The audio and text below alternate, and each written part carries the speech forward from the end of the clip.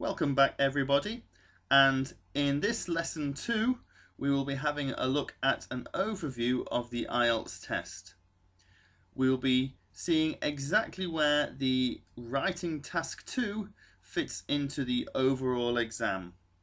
Now, if you've already done the IELTS test a few times or are familiar with the layout of the exam, then feel free to skip this section.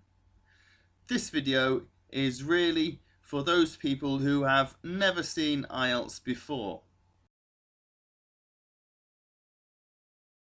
First, let's take a look at exactly what the IELTS test is. Well, as you may know, it stands for the International English Language Testing System, and it tests all 4 skills of reading, writing, listening and speaking. Over 2 million people take this test a year, and it is widely recognised around the world. One of the reasons for this is because it is accurate and reliable, and universities, immigration departments and employers all rely on this test to give them an idea of whoever they're employing or whoever's coming to their university or coming to their country. This test shows exactly how good their English language skills are.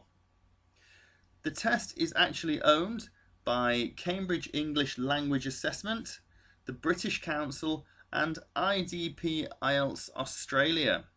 These are all highly reputable organisations, and the brand of IELTS is such that it is a highly valued brand that people acknowledge as being fair and unbiased.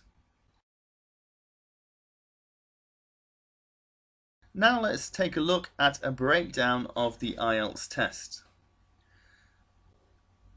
It's important to understand that there is both a general IELTS module and an academic IELTS module. You have to decide whether you're going to take the general IELTS test or the academic IELTS test. You need to find out which one it's appropriate for you to take. Usually though, if you're going to study at a university or you're going to do some type of further education, you'll be taking the academic test. If you're taking the exam in order to simply move to an English speaking country, then generally you'll be required to take the general IELTS test. But it's important that you do find out for yourself the exact one which you need. So, the speaking part of the test is 11 to 14 minutes long, and there are 3 parts to it. In the first part, you're generally asked questions about your own personal likes and dislikes, and the topics are very familiar, for example about family, friends and hobbies. In the second part of the speaking test, you will be given a card with a topic on it which you have to talk about for 2 to 3 minutes. And the third part of the speaking test is when you have a structured discussion with the examiner about more abstract topics. This part of the test is exactly the same for both general IELTS and academic IELTS. Now let's have a look at the reading section. The reading paper has 3 sections to it and is done in 60 minutes. If you are taking the general IELTS test, the articles will be factual, work-related or general interest articles. There will be more texts than in the academic IELTS test, but they will be shorter than in the academic test. And if you do the academic reading test, the articles you'll be reading will be more descriptive, factual. There'll be more discussion-based and analytical texts. So there'll actually be less of them, but they'll be longer and more academic in nature. Now, The listening test involves listening to 4 recordings over the space of 25 to 30 minutes. This is followed by an extra 10 minutes in which you transfer your answers onto the answer paper. And you will be listening to 4 recorded monologues or conversations. Incidentally, you only hear the recordings once. This is one of the things that makes the listening test rather challenging at times. Now, for the listening test, the general and academic tests are identical as well. Moving on to the writing test now. There are 2 parts to the writing test, and both of them need to be completed within 60 minutes. If you take the general academic test, then the first part will involve you having to write a letter, and it's about 150 words long, and you're recommended to spend about 20 minutes on that section. If you're taking the academic paper, then the first part is very different. You actually have to describe, summarize, or explain a graph, chart, diagram, or series of pictures. And that is significantly different and does require some practice.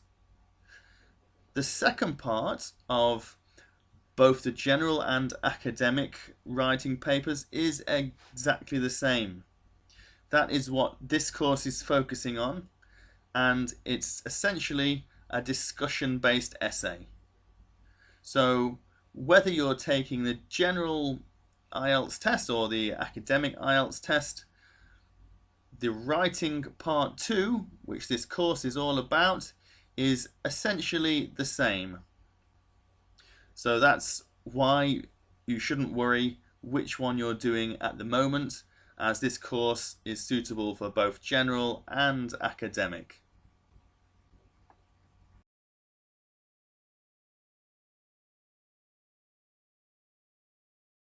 Okay, now you know exactly what is in the IELTS test, it's time to talk about the all-important band scores.